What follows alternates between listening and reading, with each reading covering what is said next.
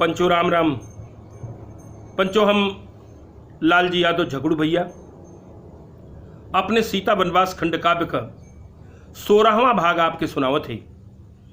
ये भाग में देखें कि जब लक्ष्मण के लव कुछ हारा दिल तो लक्ष्मण लव उठ के जाके ये बात भरत जी से कहना। अब भरत जी आवत हुआ, भरत जी से लोग कुछ का संवाद होता, लड़ाई होता, घोड़ा चढ़ाओ बदे। आप देखें कि पाई के खबर फिर पहुंचे भरत बने लग जस उअल भोरा हरी में सुकवा। उदाहरण देखें आप, सुकवा, जब भोरहरी में सुकवा उअला तो अजोरिया रहे चाहे न रहे, रात में अजोर हो जाला। भरत का ऊ छवि रहल, भरत का ऊ चमक रहल। आप देखें, अब ध्यान से सुने कि पाई के खबर फिर पहुंचे भरत बने लग जस उअल भोरहरी में सुकवा। अलावा कुछ खूब बतियाव अब साय साय काने मुँहे बात करें जस कन फुकवा। कहे कुछ देखाए क जने और अइले ये दवा मारा बान एक न चुकवा। कहे कुछ देखाए क जने और अइले ये दवा मारा बान एक न चुकवा।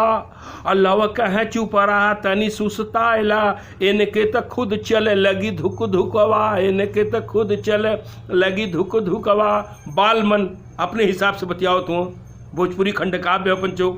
आप सुने कि आई के भरत खड़ा भैले, आई के भरत खड़ा भैले देखे दूर से एक टक बस उलव कुश के निहारें।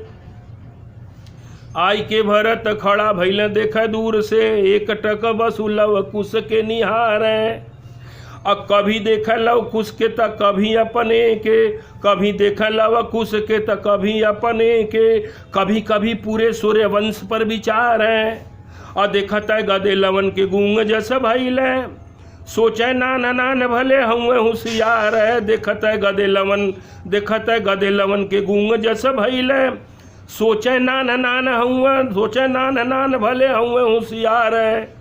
और उनके तो लगे जैसे काठ मार गई।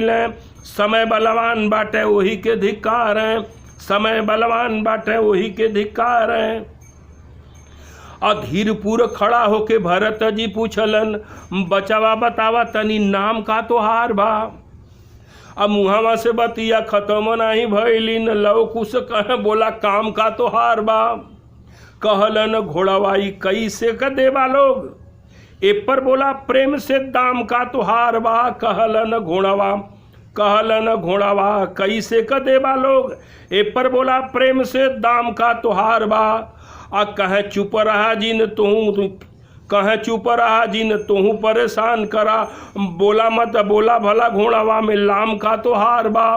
बोला भला घोड़ावा में लाम का तोहार बा। जब लवकुश से कहना भरत जी कि बचवा ये घोड़ा कैसे देवा लोगन, एकर का दाम हो। तो लवकुश कनक सुना परेशान हमन के मत करा। बोला ये घोड़ा से तोहार कौन लाम हो भाई। लाम मतलब लड़ाई, लोग कहना ना कि लाम लग गए, लड़ाई लग गई। तो लवकुश कहना कि ये घोड़वा में तोहार कौन लाम हो, ये घोड़वा में तोहार कौन लड़ाई बा। तू का कर हमन से पूछे तुआ। सुने आगे छंद। और लवकुश और भी बात कहता हूँ, देखा अब हमन के खेले के बारी आ गई लो, हमन के आप परेशान जिन करा। आई गई खेले के बखत हमन के जान ही तो हूँ और उझाई जइबा मजे में। अब घोड़ा का जे बात करी मार खाई बॉल भर लड़े के होई तो तरुआए जइबा मजे में। पत्थर पत्थर के मरैल न कुछ लोग, बोले बे तो हूँ पत्थर आए जइबा मजे में। पत्थर पत्थर पत्थर पत्थर के मरैल न कुछ लोग, बोले बे तो हूँ पत्थर आ जइबा मजे में। और आई गईला घोड़ा लेवे तनी मुँह देखला, आई गईला घोड़ा लेवे तनी मुँह देखला। भागा जल्दी नहीं तो थुराए जइबा मजे में, भागा जल्दी नहीं तो थुराए जइबा मजे में। जब लवकुश भरत जी की ही बात कहना, भरत जी गुस्से में ही ना जाके लड़ गई ना। सुने आप कि घोड़ा के गुहार में और भाई के प्रचार में तो बन बीच भरत जी दुविधा में पड़ल है। और ठंडा रहे वाला सदा दिल और दिमाग से भी सुन के ही बतिया भरत ताव खैले। कहें कि जबान खींच ले ढेरे बोला जिन, अपने मने अपने से अपने बखान खूब कैले। कहें कि जबान खींच ले ढेरे बोला जिन, अपने मन से बखान अपन कैले। आ सोचल मसक देव धैके अखबारी में, लौ ढाक मरल उचित हो गई, लौ ढाक मरल उचित हो गई। लौ यू सोचल कि अखबारी में पकड़ के मसक देव, लौ ढाक मार गई। ढाक मतलब कुश्ती का एक दाव होला, ढाक मार गई ढाक। हाँ, भरत जी चित्त हो गई। और जब भरत जी चित्त हो गई, आगे सुने कि दूर लग गई राजा भरत के पीठ में, भरत उठत झट घुसिया गई। और सनासन बान सन कार जनु लगत बा, खुद बाह पल पर इतर आए गई।